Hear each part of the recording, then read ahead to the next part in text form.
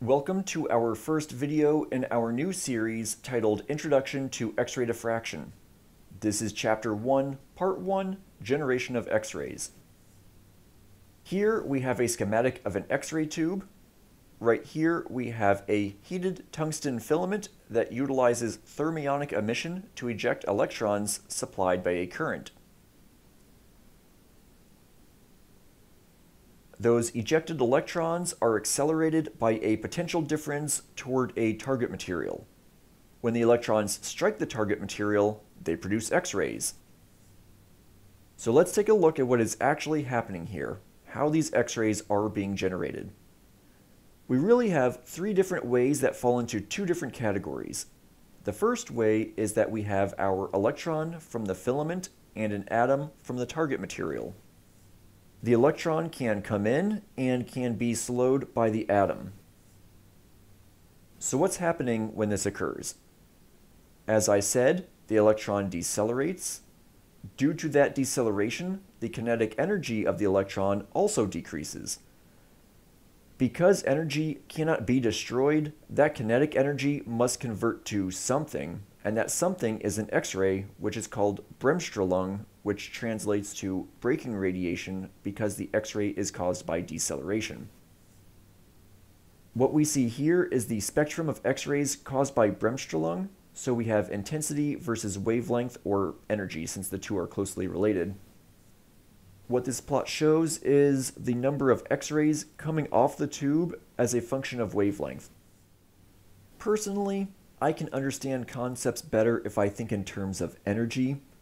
Wavelength doesn't mean as much to me instinctually, so I will dim out those and focus this discussion in terms of energy for the most part. Let's look at our X-ray here, X-ray 1. Let's pretend that it has this energy. What happens if we decelerate more or less? If we decelerate more kinetic energy needs to be converted to X-ray energy. So if we decelerate more, we are moving left in this plot because that is increasing energy. If we decelerate less, we move to the right because less kinetic energy needs to be converted. Let's look now at the second option for generating X-rays. We still have the same situation. This electron from the filament comes in, but is fully stopped this time instead of being partially decelerated. In this case, if we bring this back up, a complete stop of a full speed electron means that we are getting maximum energy conversion. That pushes this X-ray as far left as possible. That is also called our short wavelength limit, or lambda SWL. You'll notice that there is no intensity below this short wavelength limit.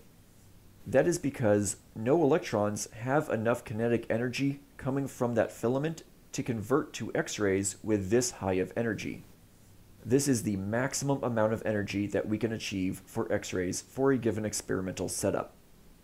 Because we can go from full stoppage to any degree of deceleration, we get this continuous spectrum above the short wavelength limit. This curve does continue on, it doesn't stop here, but this is just where the figure stops. It will continue on to lower and lower energies.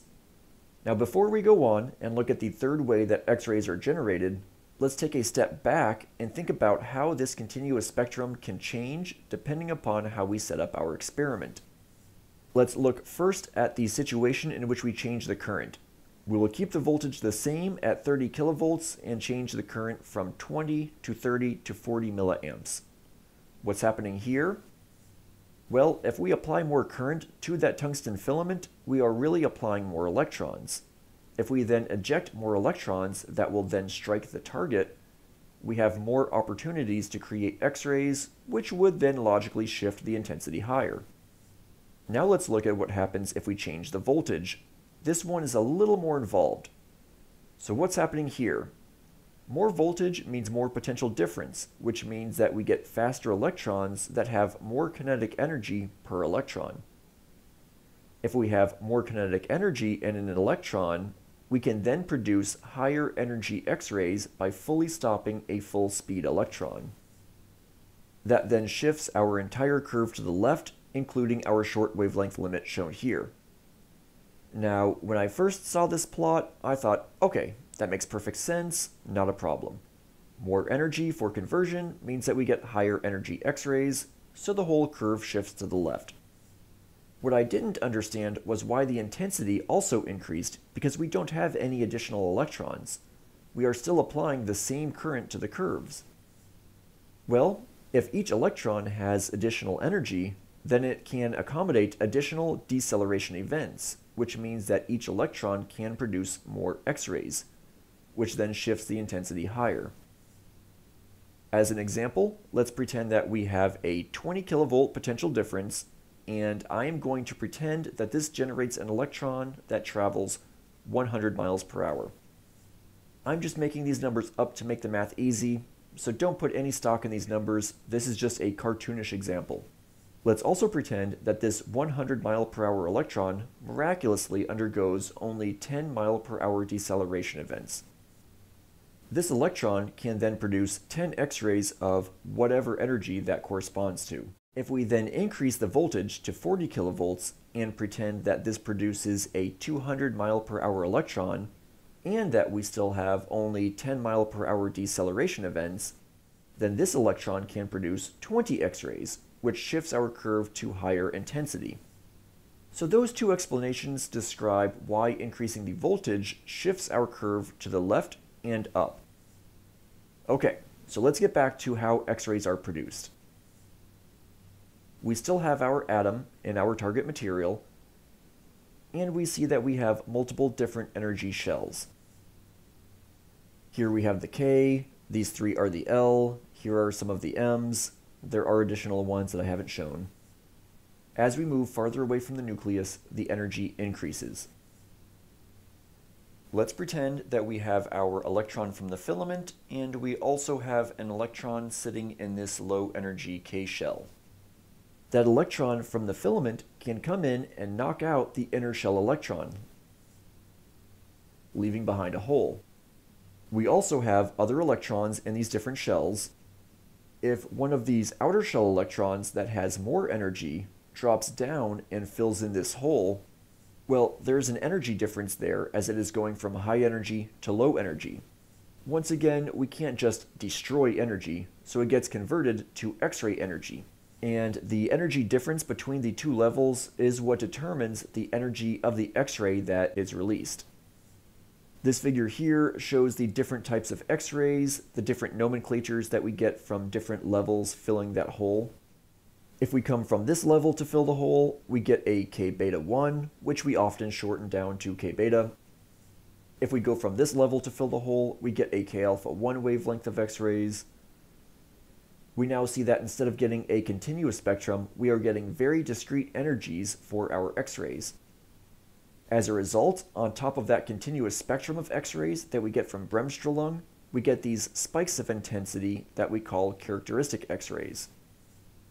They are called characteristic X-rays because their position is unique to the target material in the X-ray tube.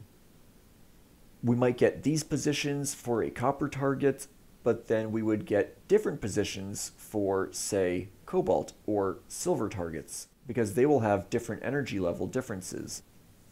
One thing I will point out here is that you will notice that the K alpha 1 peak is twice as intense as the K alpha 2 peak. This 2-to-1 ratio is important to keep in mind when looking at X-ray diffraction patterns, but we will get into these different wavelengths and how they affect your diffraction patterns more in later videos. What is important to keep in mind, though, is that if we look back at the schematic, we have our electrons coming out, striking the target, and X-rays coming out. They look like they are all the same, but they have different wavelengths.